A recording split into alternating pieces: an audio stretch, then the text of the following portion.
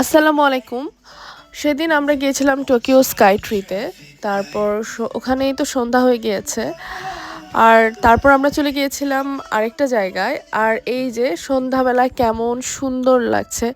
এত সুন্দর লাগছিল চারিদিকে ক্রিসমাস ভাইব।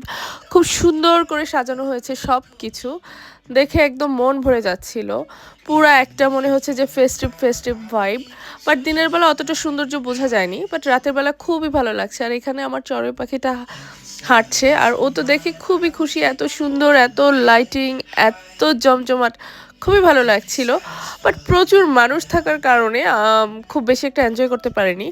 আর সেদিন সন্ধ্যা হয়ে গিয়েছিল আর এত ভিড় ছিল, এত ভিড় ছিল যে আমরা স্কাইট্রির একদম উপর পর্যন্ত উঠতে পারিনি, কারণ প্রচুর লম্বা লাইন ছিল। সো আমার আর ধৈর্যে কুলায়নি যে এত লম্বা লাইনে দাঁড়িয়ে থেকে, তাও আবার সন্ধ্যা হয়ে গিয়েছে, স্কাইট্রির উপর থেকে তেমন কোনো কিছু দেখাও যাবে না।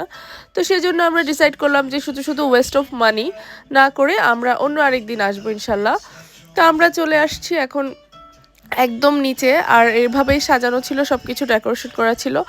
তারপর আমরা ট্রেন ধরে চলে গেলাম পরের স্টেশনে।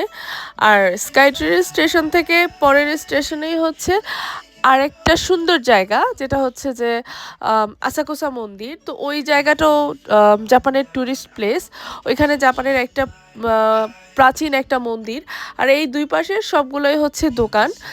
এখানে জাপানিজ বিভিন্ন ট্রেডিশনাল জিনিসপত্রের দোকান, বাট বন্ধ হয়ে গিয়েছে আস্তে আস্তে, যেহেতু রাত হয়ে গিয়েছিল। আর এইগুলো হচ্ছে মন্দির।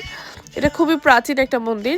আর এখানে হচ্ছে আমরা একটা ভিতর থেকে একটা কাগজ বের করলাম। এটা হচ্ছে লাক ডিফাইন করে, কোন ড্রয়ারে রাখা আছে কি সেটা ড্রয়ারের নাম্বার দেওয়া থাকে। ড্রয়ার থেকে হচ্ছে বিভিন্ন কাগজ পাওয়া যায় যে লাকি আনলাকি লাইক দিস। যদিও এগুলাতে আমরা বিলিভ করি না, বা আমরা মুসলমানরা এগুলাতে বিশ্বাস করলে আমাদের ইমান নষ্ট হয়ে যাবে। তারপরও জাস্ট ফান করার জন্য আর কি। সো আমার লাকটা ছিল so not so bad, not so good, এই টাইপের।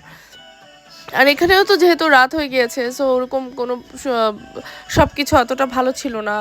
সব কিছু একটু ডার্ক ডার্ক ছিল, খুব ভালো এনজয় করতে পারি নাই। বাট দিনের বেলা এখানে প্রচুর মানুষ থাকে, যেখানে মানে পা ফালানোর মতো না। আমরা 2 দিন গিয়েছিলাম, বাট আমরা ঘুরে মন্দিরটা দেখতে পারিনি, কারণ